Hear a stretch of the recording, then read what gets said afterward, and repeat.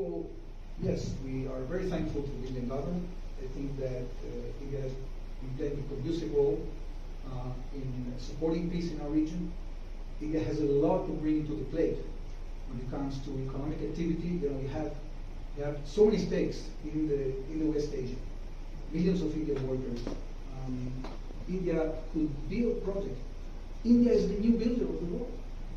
As you are building India, we want you to build our region as well, and you are capable of doing it.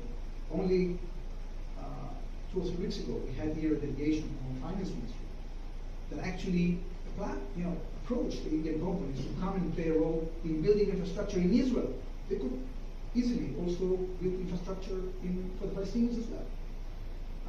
And they could engage in regional projects. There are many regional projects that you already know, like IMEC and ITU2, logistics, the energy.